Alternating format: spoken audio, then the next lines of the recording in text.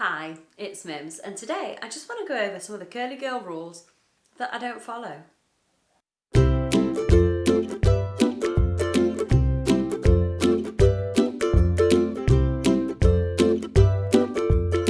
So, I've been following the curly girl method now since August last year, so we're coming up to a year and 3 months or so.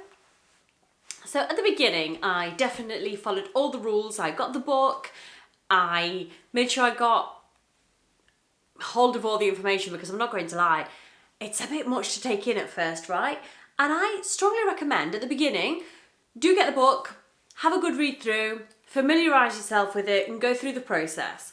But as you get further along, I found that I didn't actually need to follow everything. So the first thing I don't follow is finger detangling. Now, I finger detangle a little, but definitely not all the time. So I have it's just an old wet brush. It's very similar in style to the Denman brushes. So when my hair is coated in conditioner, like white with conditioner, I will detangle. I'll work from the bottom and work my way up with a brush. It's just so much quicker. I've not noticed any ill effect from it. If I've got the time and my hair's feeling a little bit sensitive, so if I've coloured it for instance, and I know I've damaged it, I will then sit and finger detangle rather than tugging at it with a brush, just to be a bit more careful. And the other is not using a foaming wash. Now, I don't use shampoo in its normal form with sulfates and SLS, but I do love a little bit of a lather. I just feel like it does help to, really get a clean scalp, or for my scalp to feel clean. Not that it isn't if you're using a co-wash. But it just feels really nice every now and then. I wouldn't do it all the time necessarily, and a lot of the time I do co-wash. But every now and then I will use a sulfate, silicone, alcohol-free shampoo just to really get in there and feel like I'm really cleansing my scalp. I just love it.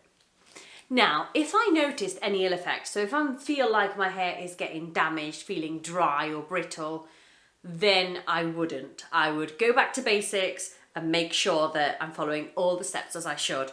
But if my hair is feeling good, then I'm a bit rebellious.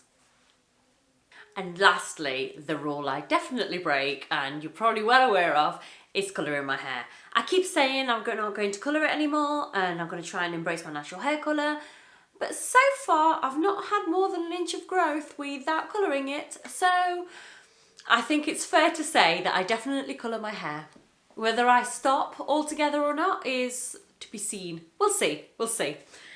Now, I just want to go over some of the rules that I would not break, and I would strongly recommend you don't either. But it is your hair, and do with it as you please. You can have a naughty day and end up doing something you shouldn't, such as using silicones, and then not afterwards. So, to your hair, do what you want. But these are the ones that I would probably advise against. The first one is using a normal rough towel on your hair. Just don't do it. Your hair is at its most fragile when it's wet, and using a normal towel will increase the chance of breakage. There's just no reason. You can use an old t-shirt and that works just fine. Or I strongly recommend, the towels from Decathlon. They've got microfiber towels, super cheap and cheerful, good for the whole family. I think about £3-4, and they're great for your hair. So use that rather than a standard towel, please. The next ones would be the biggies. So sulfates, try to avoid them. They seriously dry out your hair.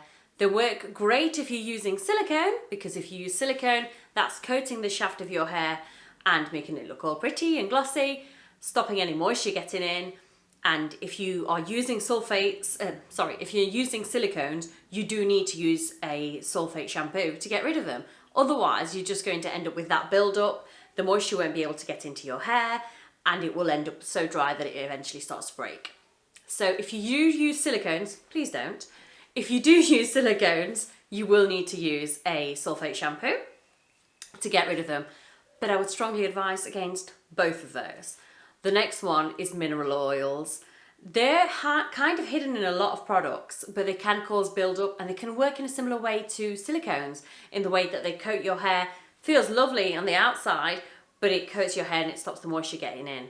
So works in a way very similar to silicones and quite hard to get rid of with just a silicone-free conditioner and a shampoo that doesn't have sulfates. So those are the ones that I would strongly say, just don't do it. However, it's your hair, so do what you want.